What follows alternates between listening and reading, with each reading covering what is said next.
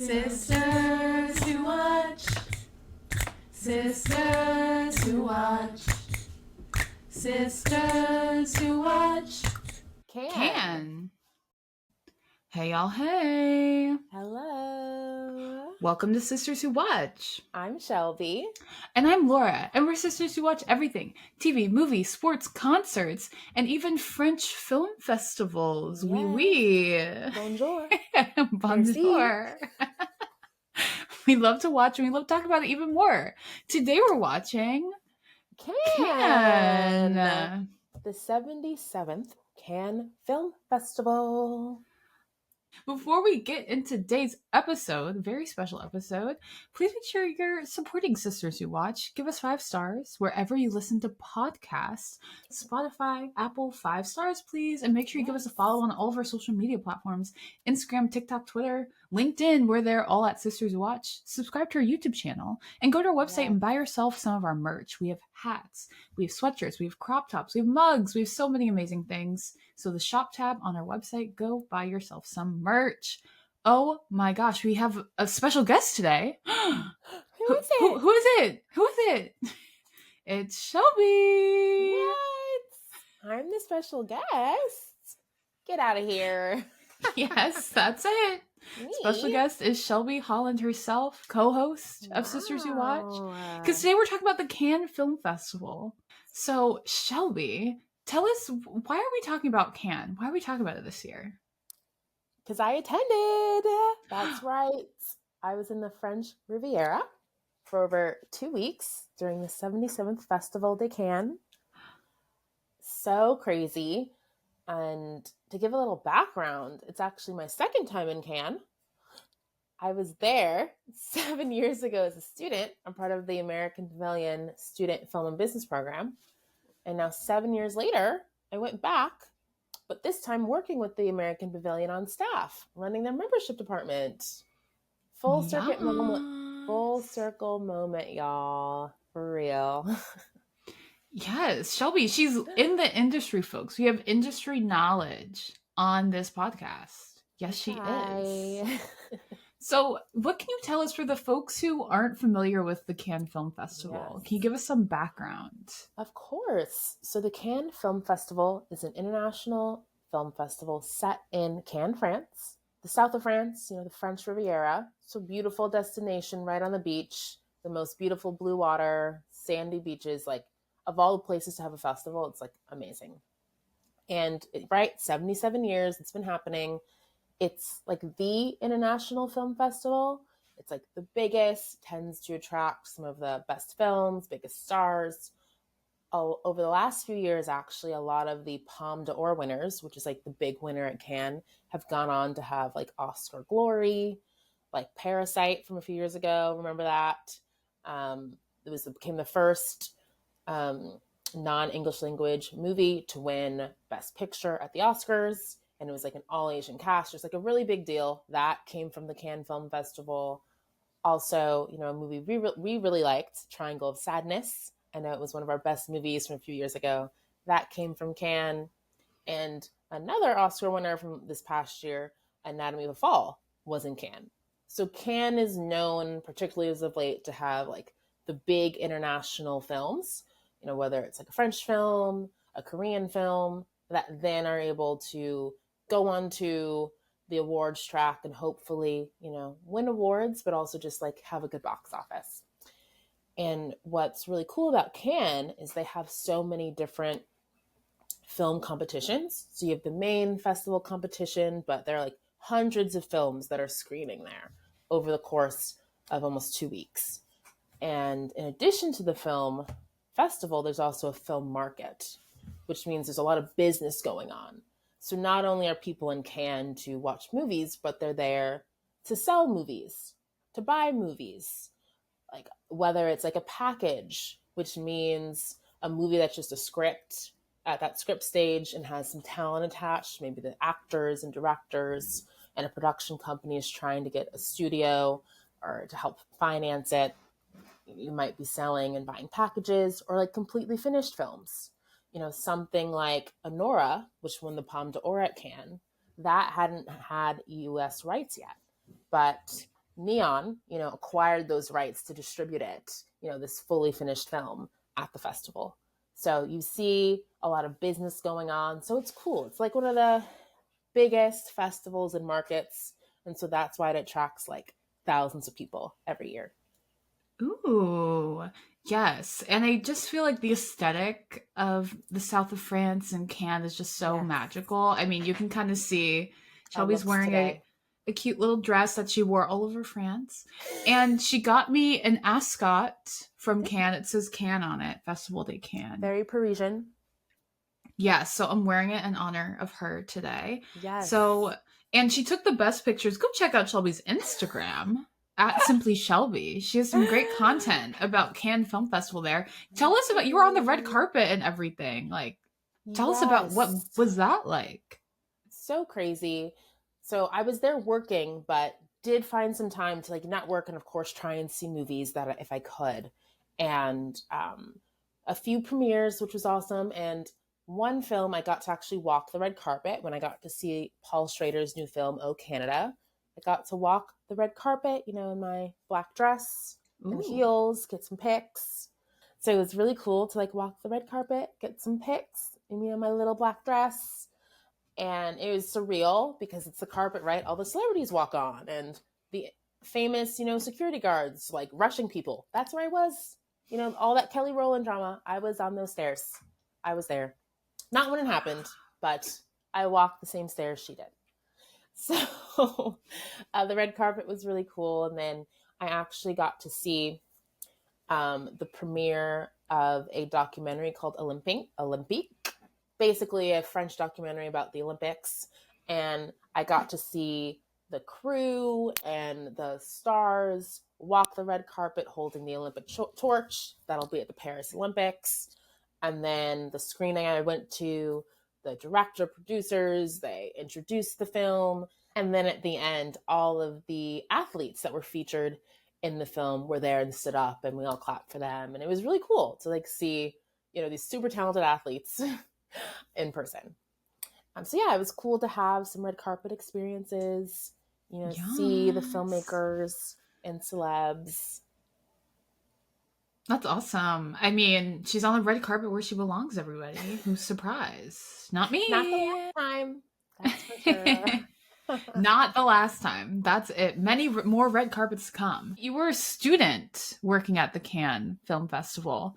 Why did you apply, as a student? And how did that experience compare to working full time, right, as a staff member? What was that like? Yeah, so 7 years ago, when I was a junior in college, I applied for the American Pavilion program. I was a film minor in college, and so I knew I was passionate about entertainment and thought it would be like a really great opportunity to not only be at one of the biggest film festivals in the world, but get some good like work experience. And what was great is that the American Pavilion was doing recruitment at various colleges and they came to Cornell's campus. And so I literally went to an info session. There was a student who had done the program the year before talk about it. And I was like, whoa, this seems like really great. And I was going to be studying abroad that spring in Prague. So the timing worked out and it wouldn't be that far or expensive to go from Prague to Cannes. And then I started a GoFundMe to help raise money for the trip. So people really came through. Appreciate y'all. But yeah, so because of my passion for film and entertainment and wanting to get some work experience, that's why I applied 7 years ago. And then so surreal to be back 7 years later. I think as a student, you kind of take for granted how exclusive something like Cannes is. Like the average person can't just go. You have to like apply for accreditation at the festival. And then they like look at your credits to make sure you're actually a producer or an exec or, or a filmmaker to attend. So I think now 7 years later, back as staff, having worked in entertainment, I was so grateful to be there and really embrace the experience. When I was a student, I was just seeing movies, getting to meet people. I was definitely focused on spotting celebs. Like I remember I got a selfie with Jessica Chastain. Like this time around, that was not the priority. we've grown, we evolved, we've matured. Yes. And what led you to this opportunity this time around, right? How did you hear about this opportunity? Yes, the power of networking is real, y'all. So I stayed in touch with the American Pavilion and the director of the student programs, Mike. And when I moved to LA, reconnected with them, went to some of their American Pavilion alumni events out here in LA, and was asked to like speak to some students. So just kept that connection warm, right? And like invested in it. And then a few months ago, reached out to Mike about catching up, and it was so great catching up with him. And I mentioned I was finishing up a role at Sundance and looking for my next opportunity. And he was like, "Oh, the American Pavilion is hiring." And he had mentioned like the student advisor position, but also like membership was looking for someone. And I spoke with Lynn about the membership opportunity, and she was like, "Oh my gosh, I think you'd be great." And so that's kind of how it happened. And really because I kept those connections warm, I networked, stayed in touch, and then, followed up and like advocated for myself, right? Said, yes, I'm looking for something new. Are there any opportunities? And, interviewed and got it. So that's how it happened, people. That's how I was able to go to Cannes this year. Yes. And what's crazy about it is I make vision boards. You can probably see behind me. I'm a vision board girly. I host vision board parties annually every February. Yeah, plug that. Yes. And the vision board that I made for this year had a Cannes emblem on it. Literally Festival de Cannes. You can't make it up. You can't make it up, people. And all I can say, that's God. It's a blessing, because I don't remember putting it on. I don't remember being like, oh, I'm definitely going to Cannes this year. Must have thought like, oh, film festivals could be cool. I can't even explain to you why it's on my vision board. But it's there, and we manifested it, and we got to go to the south of France. Yes, for free. You were paid to be in France. Yes. Come on now. So what were you expecting coming in, right? You're in this role in membership. Can you tell us about your role and kind of the expectations you had before going to Cannes? Yes. So my role actually started before Cannes. So before even being on the ground as a part of membership, it was to help like promote and sell memberships to like the entertainment community.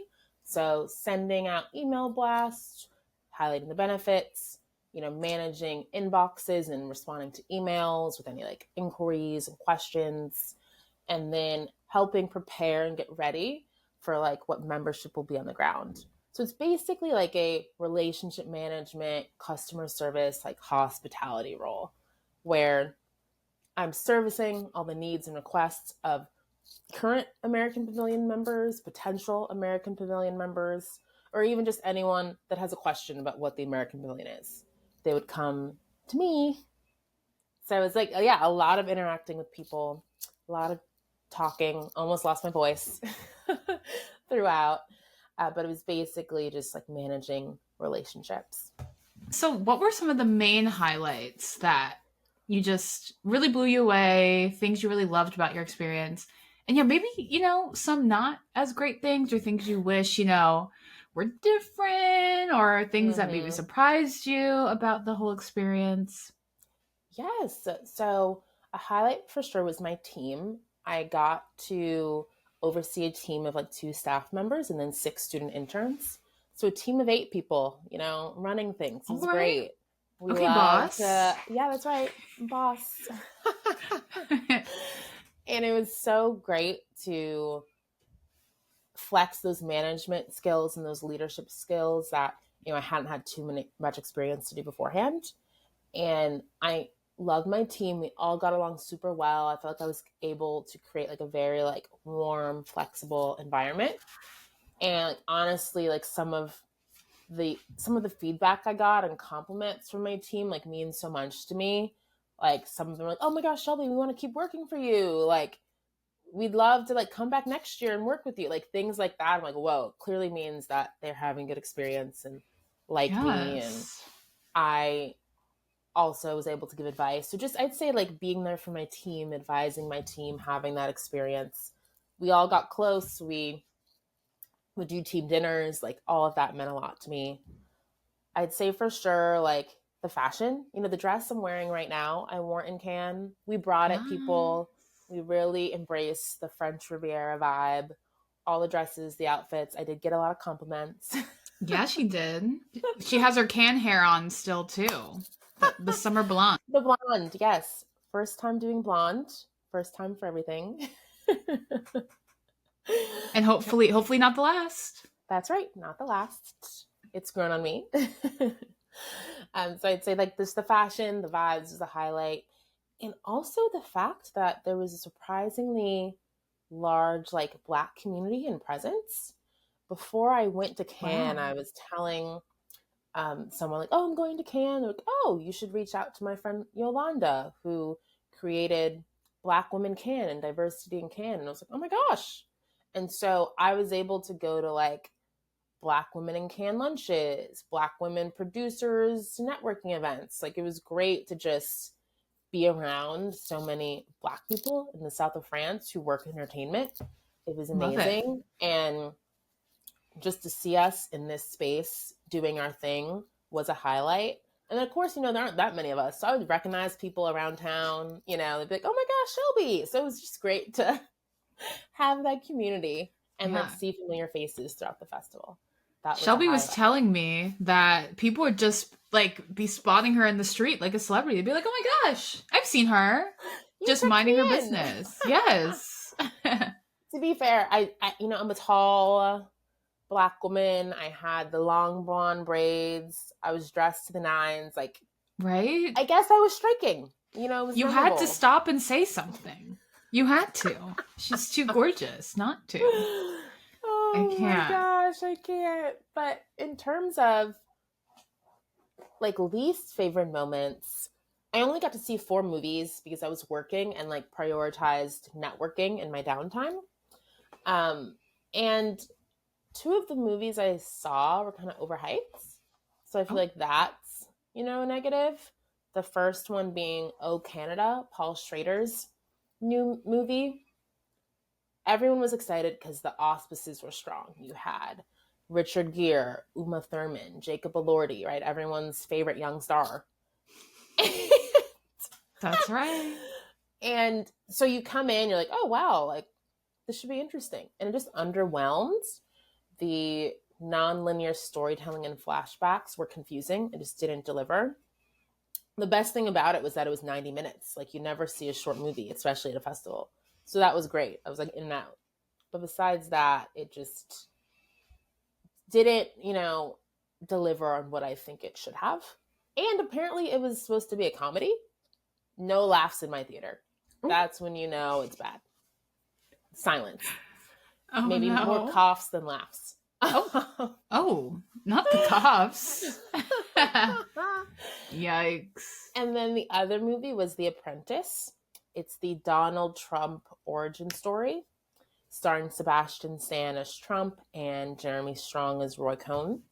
There was a lot of buzz about this one because of the performances of Sebastian Stan and Jeremy Strong, who were like, oh my gosh, some of their best performances. They could get nominated for Oscars.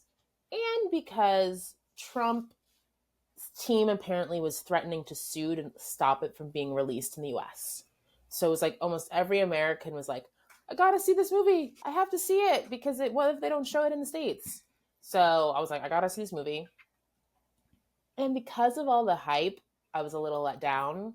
Like I thought the acting was good, but the movie as a whole, I don't think was at the level I thought it would be given all the, praise and hype around it. And also because it's like an origin story, it verges on trying to be like sympathetic to Trump, which I think is super dangerous, especially in times like these. That man needs no sympathy. In an election year, yeah. Yeah. And especially because I'm like, he's his own person. Just because he might have a mentor who's a bad influence in Roy Cohn doesn't mean Trump did all those things because of him. Trump decided to become Trump. Roy Cohn didn't like twist his hand, or was like, and tell him what to do. So Right. that, I think, rubbed me the wrong way. So I'd say those two movies disappointing. And then in general, the way the Cannes Film Festival does movie tickets, it's almost like a lottery. So like every day you have to wake up at a certain time and like go to the website to get tickets for the next few days. And they would just sell out so fast. And like priority was given to, of course, like people with the highest level of badge. So it's just really hard to get tickets. I'm grateful that through people I met, I was able to get some tickets. Like literally The Apprentice was the only movie I got a ticket for on my own. The rest Wow. was like people I had made and networking connections. They're like, oh, I have a ticket. I can't go. Do you want to go? And I was like, yes, I'll go. Networking. Yes, literally. But overall, positive experience. Like the ticketing wasn't great. And security, I joked about the whole Kelly Rowland thing. Like security was really strict, but understandable because I think France is just I understand a little concerned about like everything happening, preparing for the Olympics, the festival, like they had the French Open happening. Like they're trying to be really on top of things, and I appreciate it. Keep us safe. Yes. Did you see any celebs? Like, who did you meet? It's crazy. I feel like when I was a student, I saw a lot more celebs. This year, because the American Pavilion like hosts events, and because I was there most of the time, we had 2 events with like bigger names. Billy Zane from the Titanic, and then Demi Moore, who had a new movie that was in competition at the festival called The Substance. They both came for like 2 different In Conversations, so I like saw them, because Okay. of the events at the pavilion, and then I saw the red carpet for the final closing ceremony and, saw Greta Gerwig, who is the Cannes Festival jury president, saw George Lucas, who was getting an honorary Palme d'Or with his wife, Melody Hobson. So that was cool. But I didn't really like meet any celebs, which I think shows the growth. Like I said before, as a student, I feel like that's like really exciting. Like, oh my gosh, Right. celebrities, let's take a photo. Now I'm like, okay, we're here for bigger and better things, not the selfie.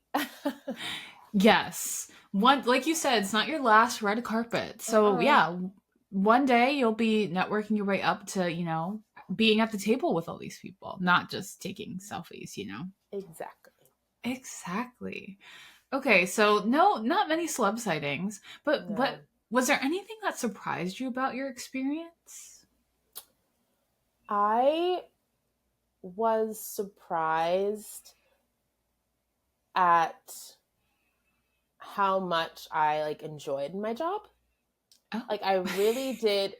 Enjoying a job? What? I know, it's a foreign concept.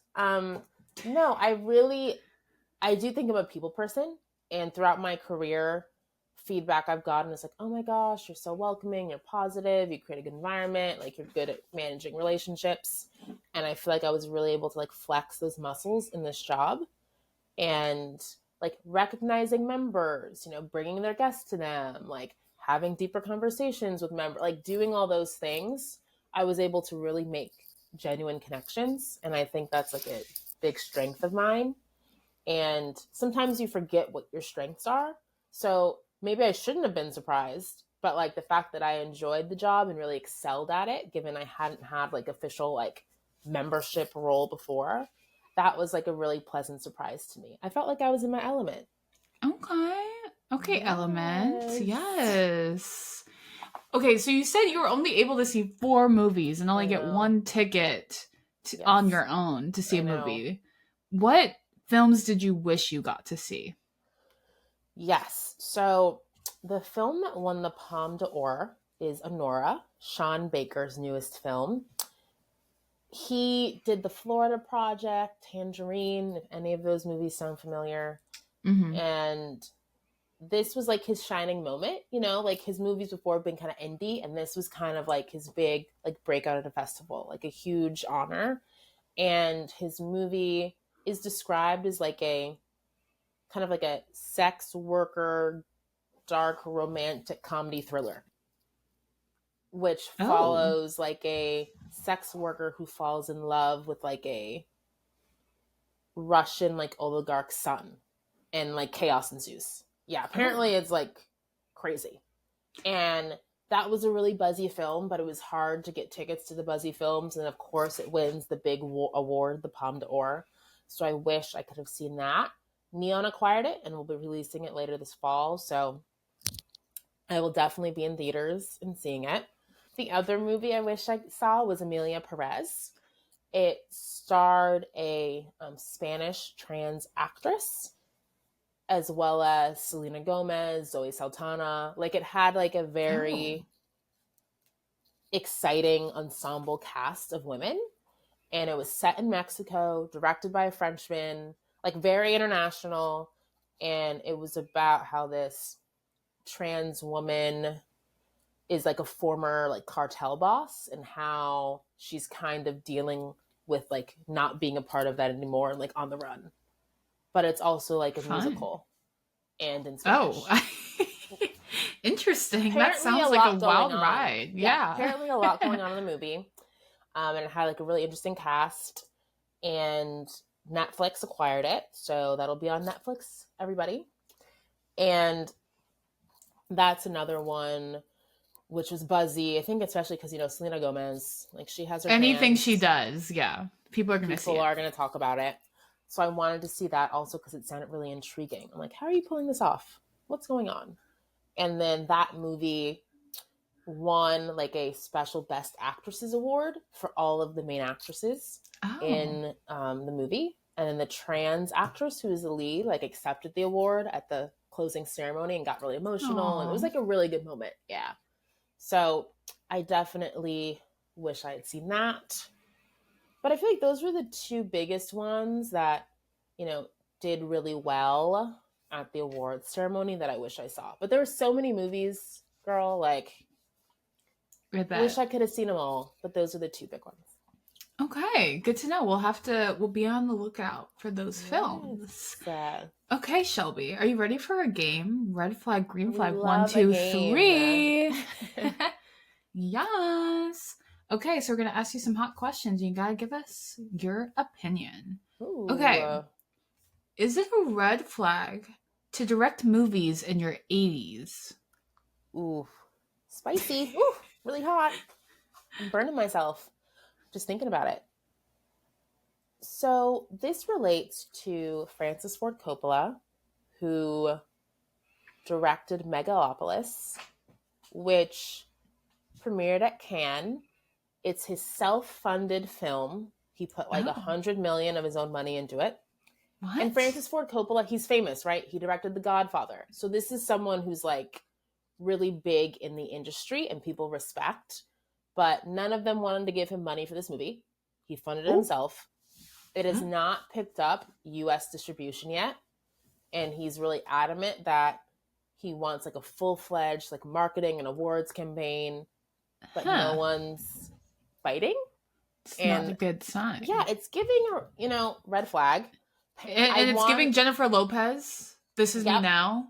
And we see how that turned out. She just canceled her tour. So may not work out for Francis.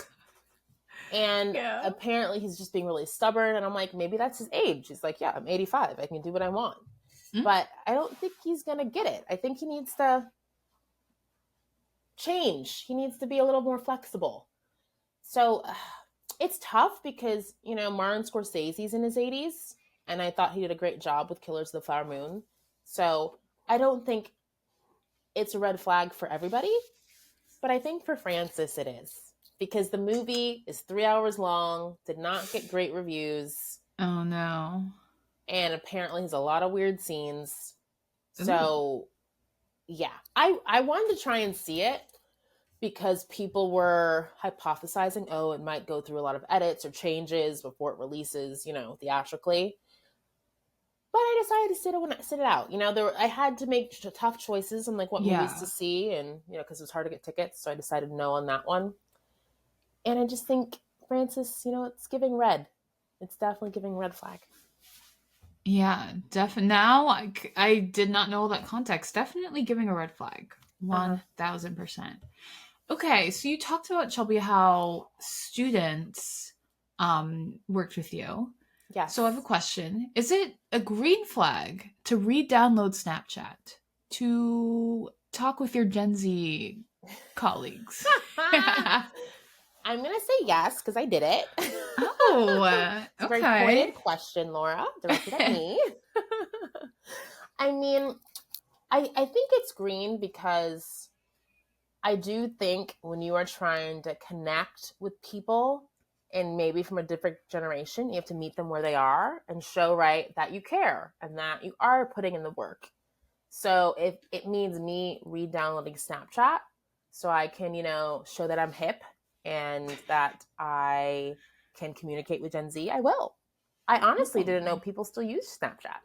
I did not know people still use I Snapchat. literally had to reactivate my account. I hadn't used it since 2018. Yikes.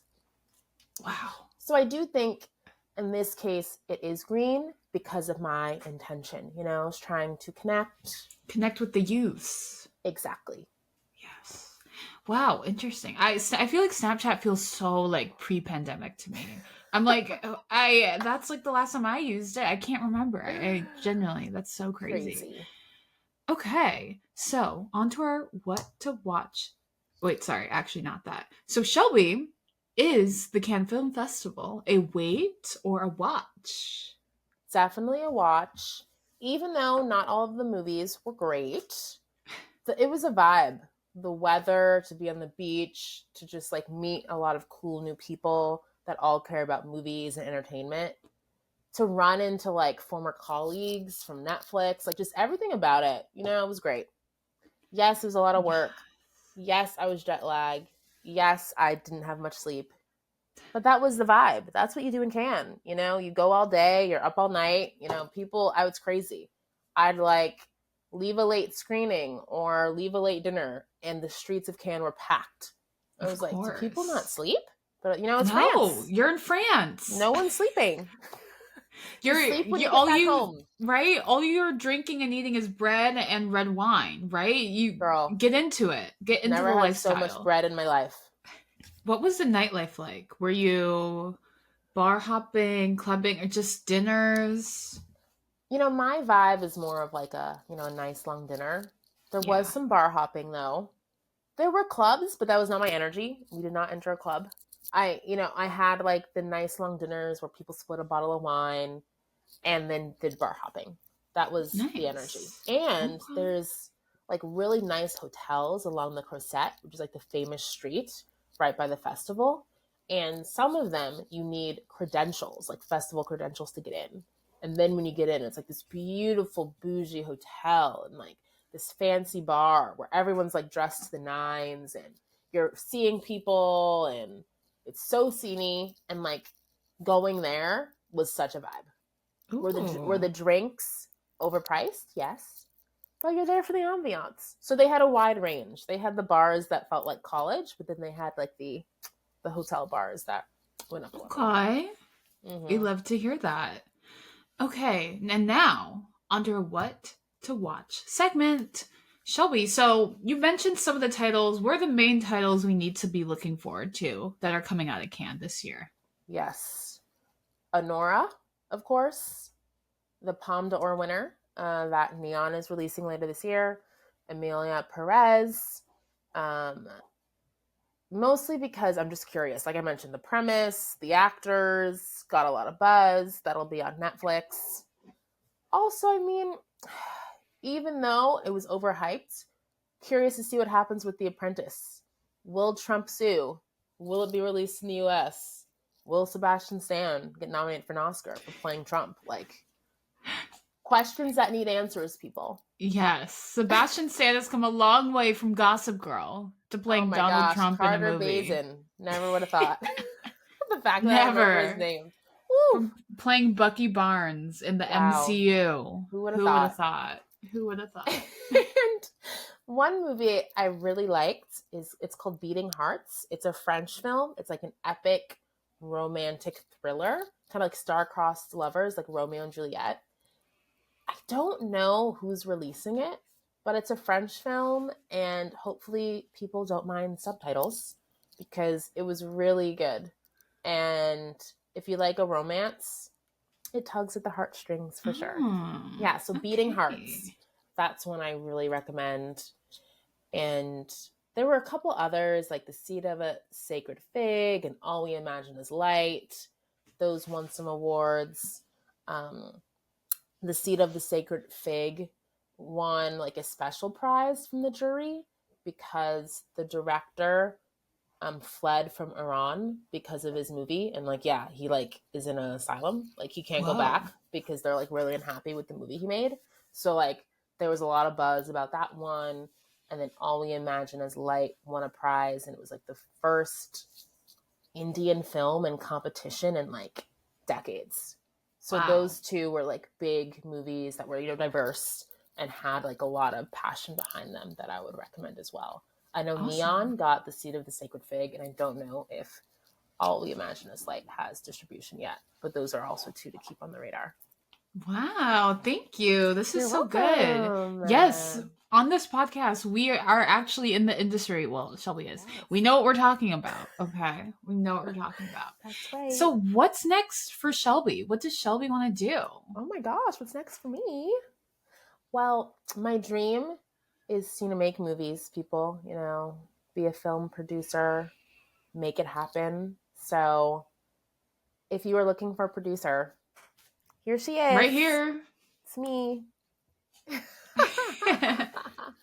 But all seriousness, in addition to looking for producing opportunities, I am consulting and, leveraging those business strategy skills, of course, working on the pod and, just continuing to put myself out there and see what's in store, Entertainment, it's been a tough year for us all, post strikes, but we are here and ready to work and believe in exciting things are ahead. Yes. And reach out to Shelby for consulting opportunities. She's been consulting all over LA, giving people advice on their future production companies and all of that. So if you need help, ask this one. Ask her. She knows what she's doing. Oh my gosh. Yeah. Look at that ad. Okay. Yes, DM us and ask for consulting services. She's amazing. Shelby, she's kind of seasoned at film festivals now. She worked at Sundance at the beginning of the year, just finished working at Cannes for her second time. So we're excited to see what happens next. I mean, I'm believing we're going to be at the Cannes Film Festival again at some point, hopefully sometime soon. Multiple times. So we'll see. Well, if you enjoyed this episode of Sisters Who Watch, please give us 5 stars wherever you listen to podcasts. Apple, Spotify, 5 stars. Yes, and go support us on all of our social media channels at Sisters Who Watch, Instagram, TikTok, LinkedIn. We're there. And subscribe to our YouTube channel, Sisters Who Watch. And go to our website and buy yourself some merch. Yes. SistersWhoWatch.com. Go to our shop tab and you'll find hats, crop tops, sweatshirts, everything. So go buy some merch. Yes, and we really want to hear from y'all. You can email us at sisterswhowatch@gmail.com. You can DM us on social media, comment on our posts, respond to our Q&As and polls on Spotify, leave us a review on Apple. We are so grateful for y'all. Thank you so much for the support. Merci. Merci. Au revoir. Au revoir. Ciao. That's Italian. Bye. Stay watching. Everything. Stay watching.